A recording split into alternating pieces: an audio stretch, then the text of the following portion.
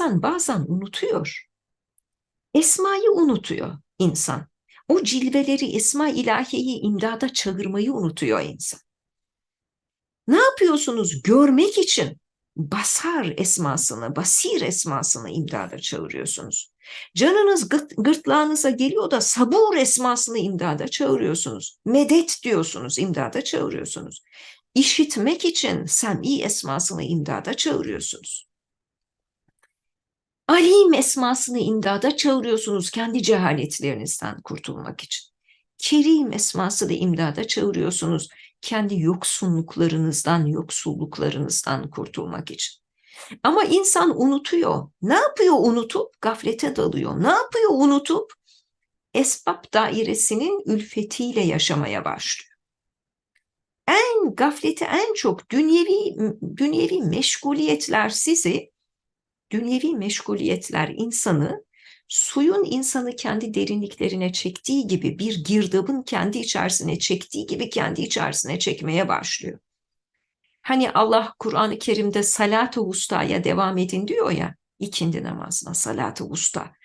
Çünkü salat orta namaz, ikindi namazı salat-ı vusta. Dünyevi meşguliyetlerin esbab perdesi, girdabı insan o kadar çok ruhunu kendi içerisine çekiyor ki onun içerisinden çıkmanın zorluğundan Allah ona devam edin diye uyarıyor sizi. İşte Ramazan-ı Şerif'in manasına bakın. Üstadımız diyor ki Ramazan-ı Şerif'te ise ehli iman birden muntazam bir ordu hükmüne geçer. Sultan-ı Ezeli'nin ziyafetine davet edilmiş bir surette akşama yakın buyurunuz emrini bekliyorlar gibi tavrı ubudiyetkerane gösterirler. Ne oldu bakın? Adeta asker gibiyiz değil mi? Allah bize imsak vaktinde ne diyor? Yemeği kesin diyor. O anda yemek içmek kesiliyor. Sonra sadece yemek içmek kesilmiyor, niyetler tazeleniyor. Niyet, amelin ruhu, kastül kalp. Niyetler tazeleniyor ve gün boyunca ne yapıyorsunuz siz? O niyetin içinde, o kulluğun içerisinde yaşıyorsunuz. Hoca Efendi buna ibadeti ubudiyete dönüştürmek diyor. Ubudiyet kesintisiz ibadet manasına geliyor, kesintisiz. Siz normalde işte namaz kılıyorsunuz diyelim, sonra işte dünyevi işlerinize devam ediyorsunuz. Ama o Ramazan'da ne oluyor?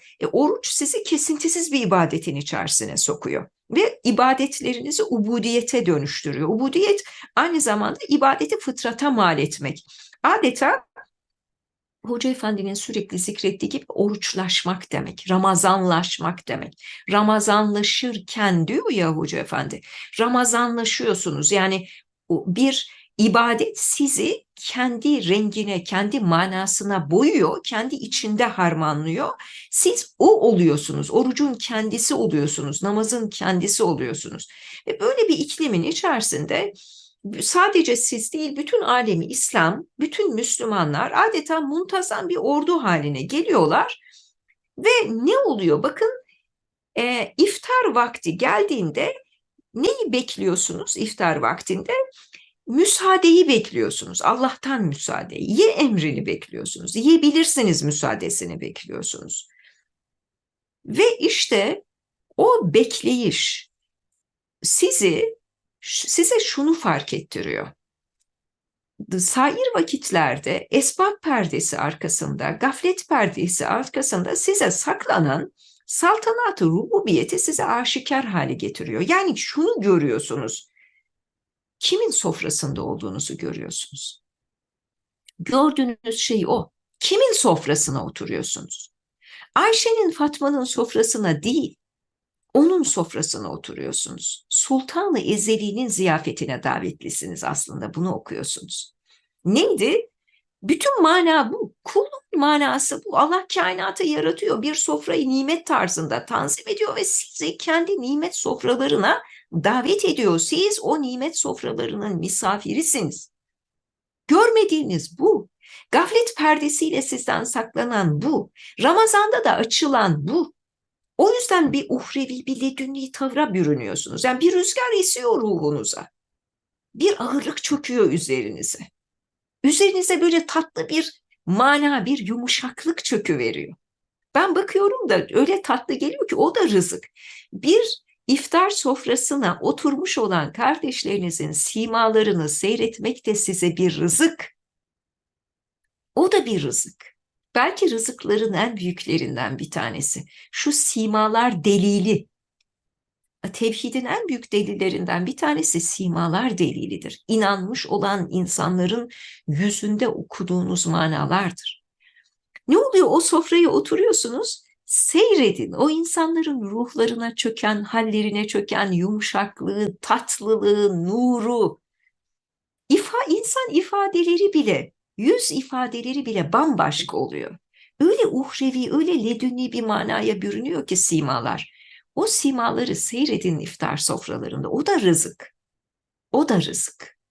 Ve neyi anlıyorsunuz o sofrada beklerken ve o ye müsaadesini beklerken anlıyorsunuz ki aslında siz Rabbinizin bir sultanı ezeliğinin ziyafetine davet edilmiş misafirlersiniz. Kimsiniz? O iftar sofralarında sen kimsin sevgili Nahit? O iftar sofrasında sen sultanı ezeliğinin ziyafetine davet edilmiş bir misafirsin. Peki şöyle sorabilir Neslihan, Emine abla zaten hep öyle değil miyiz? Bütün sofralarda Sultan-ı Ezeli'nin ziyafetine davet edilmiş misafirler değil miyiz? Evet öyleyiz. Ama ne yazık ki üstadın dediği gibi gaflet perdesi altında, esbab dairesinde o vaziyetin ifade ettiği hakikati göremiyoruz. Gördürsün Cenab-ı Hak. Göremiyoruz. İşte perde kalkıyor da görür hale geliyoruz. İftar o bizim için. Perdelerin kalkıp da görür hale geldiğimiz iftar o vuslat. Perdeler kalkmış. Allah'la bizim aramızda 70 bin perde var kesretten kinaye olarak. O perdeler kalkmış da biz bazı şeyleri görebilir hale gelmişiz. O yüzden işte o iftar sofralarındaki bekleyişin neyin numunesiydi iftar sofralarındaki bekleyiş? Cuma yamaçlarının. Çünkü cuma yamaçlarında Rabbimizin cemalini seyrediyoruz. 70 bin perde kalkıyor da biz Rabbimizin cemalini cuma yamaçlarında seyrediyoruz. İşte iftar sofralarında o gaflet perdesi, o esbab perdesi kalkıyor da biz Sultan-ı Ezeli'nin ziyafetine davet edilmiş misafirler olduğumuzu ruhumuzda duyuyoruz. Şuuri ya da gayri şuuri. Bazen insan bunu şuuruyla değil, duygularıyla sadece hissediyor. Bazen böyle ruhuna öyle esintiler oluyor ki, öyle esintiler oluyor ki. Öyle zannediyorum ki kendi ömrünüzün içerisinde size sorsalar, deseler ki en tatlı dakikalar hangileri, ömrünüzün en tatlı dakikaları? Zannediyorum o tatlı dakikalar arasında sıralarsınız siz de, üst sıralara koyarsınız onu. İftar saatini, iftarı beklediğimiz o dakikalar var ya. Ama yemeğe saldırmak için değil, haşa ve kella. Yemeğe yiyebilir hale gelmek için değil, o lezzet onun için değil, o bekleyiş onun için değil. Bekleyiş, Sultan-ı Ezeli'nin ziyafetine davet edilmiş bir surette, nimetlerin hakiki sahibini görmenin bekleyişi ve lezzeti. İşte buyurunuz emrini bekliyorlar gibi bir tavrı ubudiyetkârane, kulluk tavrı sergiliyoruz. O şefkatli ve haşmetli ve külliyetli rahmaniyete karşı. Allah'ın rahmaniyetine bakın. Rahmaniyetin önemli özelliği şu: rahmaniyet ve rahimiyet dedik ya. Rahmaniyetle Cenab-ı Hak Adem'den vücuda çıkarıyor bütün bir varlığı ve rahmaniyeti öyle külli bir kanun ki hiç ayırmıyor Cenab-ı Hak. Nebatatın rızkını veriyor, hayvanatın veriyor, gayrimüslimin veriyor, kafirin veriyor, zalimin rızkını veriyor, müminin rızkını veriyor. Öyle bir rahmaniyeti var, kuşatıcı bir rahmaniyeti var. Rahim insan iradesine bakıyor ya değerli dostlarım. Rahimiyette daha ziyade ahiret hayatına bakan mükafatlar var. Rahimiyette daha ziyade hususi ihsanlar var. Yani başkalarının göremeyip bizim gördüğümüz, başkalarının duyamayıp bizim duyduğumuz. Hani siz müminsiniz ya, iradenizin hakkını vermişsiniz ya, kulun hakkını verdiğiniz ölçüde Allah size nimet sofralarını açıyor. Dolayısıyla siz bakın rahimiyetin hususi tecellilerine mazhar oluyorsunuz. Şu göz neye açılıyor? Basar ve basiretiniz açılıyor da başkalarının göremediği hakikatleri açılıyorsunuz. Başkalarının göremediği cilveleri görüyorsunuz. Bakın rahmaniyette ne var? Umumilik, küllilik var. Rahimiyette hususilik var. Hususi ihsan. Açılıyorsunuz, lezzetlere açılıyorsunuz. Başkaları yemeğin lezzetini duyarken siz saltanat-ı rububiyetin misafiri olmanın, o muhteşem Sultan-ı Ezeli'nin misafiri olmanın lezzetini duyuyorsunuz o sofrada. Bu hususi ihsan işte ve bunun asıl mükafatını da cennette görüyorsunuz. İşte böyle külli bir rahmaniyet var. Külli bir rahmaniyete karşı böyle azametli, intizamlı bir ubudiyet sergilemiş oluyorsunuz siz de. Yani kulluk aslında, kulluk dediğiniz şey bir mukabele. Kulluk dediğiniz şey bir mukabele. Cenab-ı Hakk'ın celaline, cemaline ve kemaline karşı mukabele. Öyle anlatmıyor muydu Üstad 9. sözde?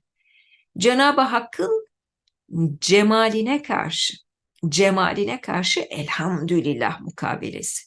Celaline karşı Sübhanallah mukabelesi.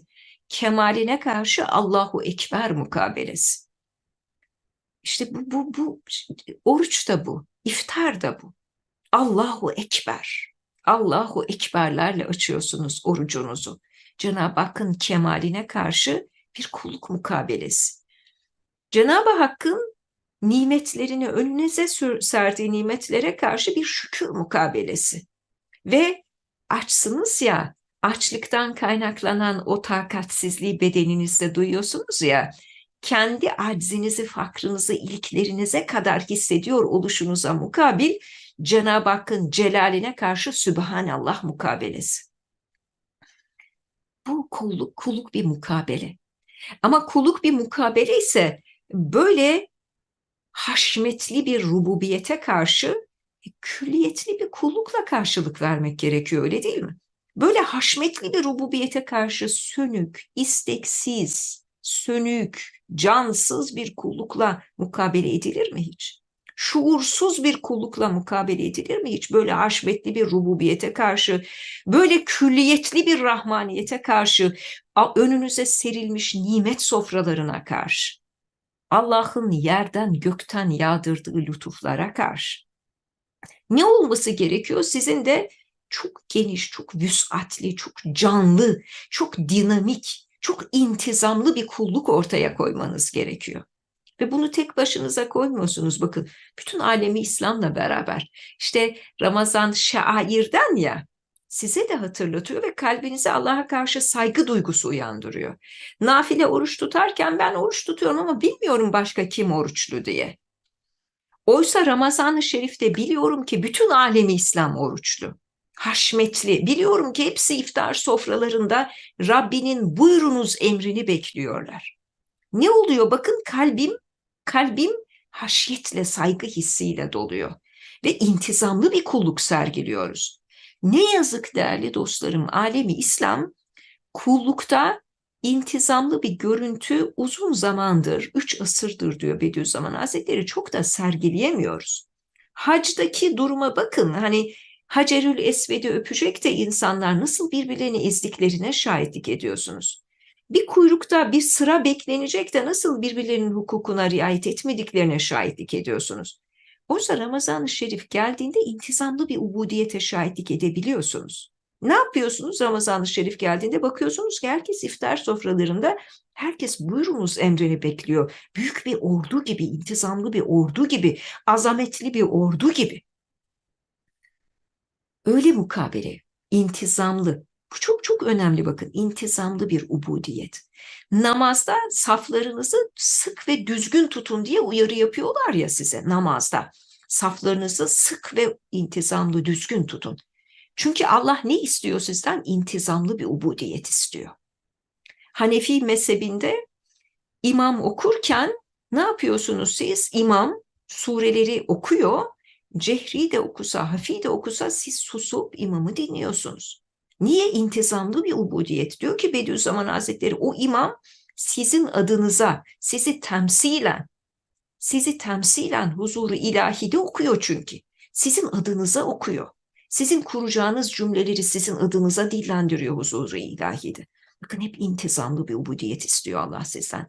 Namazda intizamlı bir ubudiyet, cemaat şuuru. Sonra hacda intizamlı bir ubudiyet istiyor Allah sizden. Oruçta intizamlı bir ubudiyet. Ama bu sair meselelerde de böyle. Bir insan kardeşinin hukukuna riayet etmeyip de önüne geçiyorsa, onu ezdiriyorsa, demek ki o intizamlı ubudiyet şuurunu henüz kazanamamış demektir. Ne istiyor Allah sizden bakın? Haşmetli rububiyetine karşı vüs'atli bir kulluk istiyor Cenab-ı Hak. Kuşatıcı bir kulluk istiyor. Sizden külliyetli rahmaniyetine karşı ne istiyor? İntizamlı bir ubudiyet istiyor Cenab-ı Hak sizden. Ve sizin ubudiyetiniz ne? Bir mukabele, bir karşılık, cevap. Aşka karşı, aşıka karşı maşukun mukabelesi. Güzelliğe karşı aşkın mukabelesi. Acaba böyle ulvi bir ubudiyete ve şerefi keramete iştirak etmeyen insanlar insan ismine layık mıdırlar diye bitiriyor Bediüzzaman Hazretleri. Şimdi böyle bir ulvi ubudiyete ve şerefi keramete iştirak etmeyen insanlar. Düşünün, yani buna iştirak etmemek insandan ne çok şey eksiltiyor, öyle değil mi? Çok kendi yolunu, yordamını, mihverini, kimliğini, özünü, her şeyini kaçırıyor insan iştirak etmeyince. İnsan ismine layık mı derken üstad bunu zaman zaman, hatırlıyorum, hani bunu bir hakaret olarak söylemiyor.